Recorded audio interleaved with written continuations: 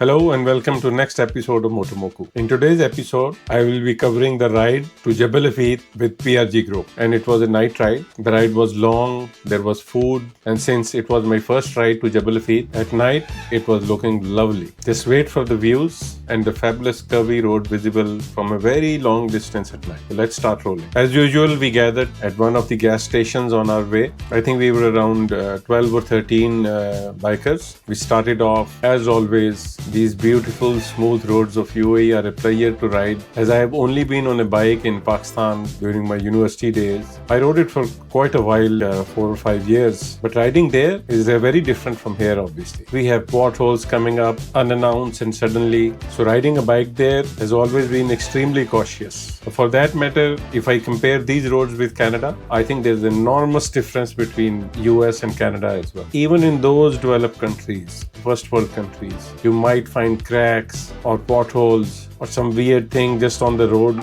Although I haven't ever ridden a bike there, but I don't think it would be as stress-free as it is in UAE. These are absolutely amazing roads for motorbikes. Anyway, the ride to Alan was eventless. Nice smooth roads. We were riding in staggered formation, which by itself is slightly stressful because you have to maintain your formation, keep on the left and right, as you can see on the video, one after another with some safe distance. If I am riding alone, of course I will be moving around between lanes. Wherever I find some empty space, I'll happily go fast, go slow. But riding in a group has its responsibilities. There is a discipline in it, and that makes it a bit more fun actually. Plan was that we will stop over at a restaurant, have food there, and then we roll off from there to Jebel Hafeet. So first we had another intense spot where we rested for a while. After every 30, 40, 45 minutes, we usually take a break. And I'm happy to have those breaks because I thought only I am old and my ass needs some rest. But even young people sometimes want to take some rest and take a break. We stopped there for a few minutes, took some pictures, and then we started off again. After another short ride, we ultimately ended up at the restaurant where we are riding into the restaurant and a fabulous dinner. The restaurant was quite amazing, although it was around 40 degrees in the open, but they had these coolers spread all over, and place was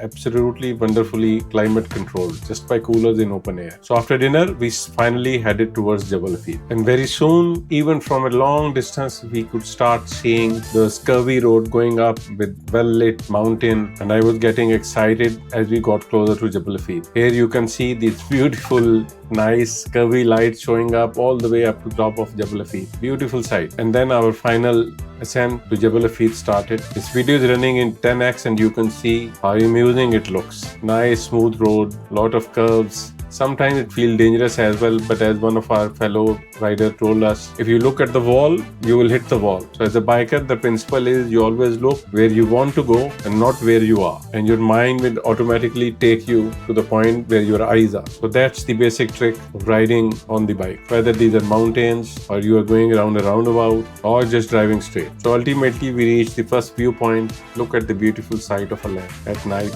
looking absolutely wonderful. UAE government has made these touristy spots for people to enjoy, and it's very amusing to have these nice facilities in such deserted or wilderness. Then we rode up again to the final destination, which is top of Jebel Hafeet. We had chit chat, some gupshup, took some pictures. There is the famous Dr. Daddy shirt, and finally we said our goodbyes and headed home. Today I couldn't use much of my Insta360 footage because for the first time I tried the time-lapse function, and I, instead of relying on the auto setting, used my own judgment to fix at 10x, so the speed was too fast, I couldn't use it. But on my next ride, I'm going to rely on auto. I did use the auto functionality and video is much better. So don't forget to watch next ride again with PRG, and this time for Fokan Mango Festival. So see you next time. Please do not forget to like and subscribe because that is going to help me grow, not physically, purely spiritually. So maybe if you haven't been to Jebel Hafeet on a motorbike or even on car, at least you know what to expect there. Even if it helps one person, I think I've done my job. Spread the love and experience.